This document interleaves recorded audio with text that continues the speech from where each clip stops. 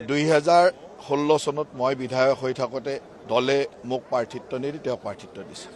21 চনত দলে তেওঁক প্ৰাৰ্থিত্ব নিদি মোক প্ৰাৰ্থিত্ব দিছে। গতিকে একেবাৰে স্বাভাৱিকভাৱে তেওঁ মোৰ ওপৰত দুই এষাৰ কথা কোৱাটো একেবাৰে স্বাভাৱিক। সেইটো ৰাজনৈতিক কোনো অস্বাভাৱিক কথা নহয়। কাৰণ মই তেওঁ ভাবি লয় যে দলে তেওঁক দিব লাগিছিল, তেওঁক নিদিলে, মোক দিলে।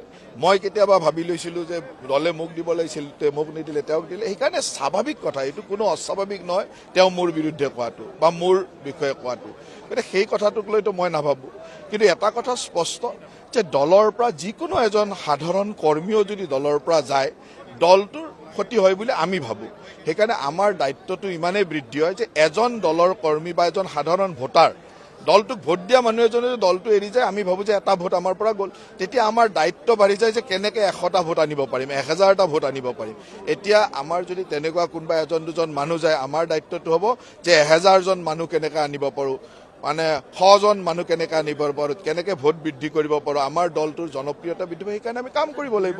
কথাটো এইটোৱে, যেতিয়া দল এৰি যায় তেতিয়া মানুহে এইবিলাক কথা কৈয়ে যাব লাগিব। কাৰণ দলততো ইমান সুন্দৰভাৱে দলত আছিলে, দলে তেওঁক ইমান সন্মান দিছে, বিধায়ক বনাইছে, দলে তেওঁক অধ্যক্ষ বনাইছে, দলে সকলো সময়তে তেওঁক শ্ৰদ্ধা কৰিছে, হেৰি কৰিছে। তাৰপিছত ওলাই যাবৰ কাৰণেতো কিবা কিবি ক'ব লাগিব।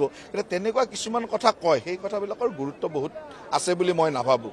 আৰু যেতিয়া দল এৰিলে আৰু অইন দললৈ যাব, তেতিয়া আচল কথাবিলাক আপোনালোকে গম পাব। আচলতেনো ঘটনাটো কি, কিছুমান মানুহৰ উচ্চাকাংক্ষা ইমানেই থাকে যে তেওঁ ৰাষ্ট্ৰ সেৱাতকৈও ডাঙৰ নিজৰ উচ্চাকাংক্ষা হৈ যায়। তেতিয়াতো আমাৰ হাতত একো উপায় নাথাকে। আমাৰ কথাটো হ'ল যে আমাৰ সকলোৰে আকাংক্ষা এটাই যে ভাৰতবৰ্ষ বিশ্বগুৰু হ'ব লাগিব, সিমানেই আমাৰ আকাংক্ষা। সেই আকাংক্ষাটোত যদি মোৰ আকাংক্ষাটো বাঢ়ি যায়, তেতিয়া আমি আৰু দলে তেওঁক ধৰি ৰাখিব নোৱাৰে। গতিকে তেনেকুৱা যদি হয়, তাততো আমাৰ ওচৰত উপায় নাথাকে।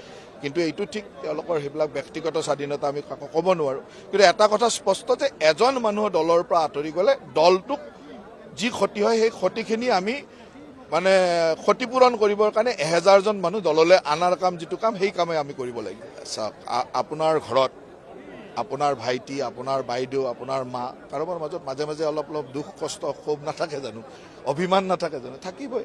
নিজৰ ইমান ডাঙৰ দল, ইমান সদস্য, গতিকে কাৰোবাৰ মাজত অলপমান কিছু কিছু কথাত মনত অসন্তুষ্টি থাকিব পাৰে।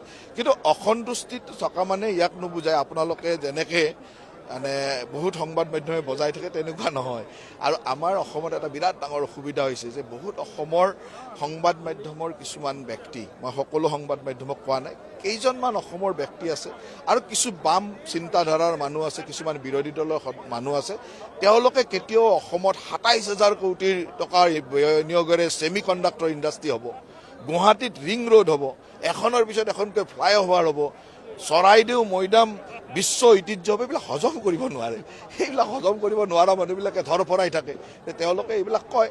এতিয়া আমাৰ মানুহবিলাক দেখিছে কিমান ফূৰ্তি, চবৰে একদম হাহাকাৰ, সকলোৱে ফূৰ্তিত আহিছে। আজি চৰাইদেউ মৈদাম বিশ্ব ঐতিহ্য হৈছে, আমাৰ ডাঙৰ ফূৰ্তি। যোৱাকালি ৰিং ৰোড এপ্ৰুভ হৈছে, 6,500 কোটি টকাৰে ৰিং ৰোড হ'ব। যোৱাকালি আমাৰ টাটা চন্সৰ চেয়াৰমেনে আহি ইয়াতে 27,000 কোটি টকাৰ বিনিয়োগেৰে ছেমি কণ্ডাক্টৰ বনাব। তাতকৈ আৰু আনন্দ কি আছে? সকলোৱে বিৰাট আনন্দত আছে।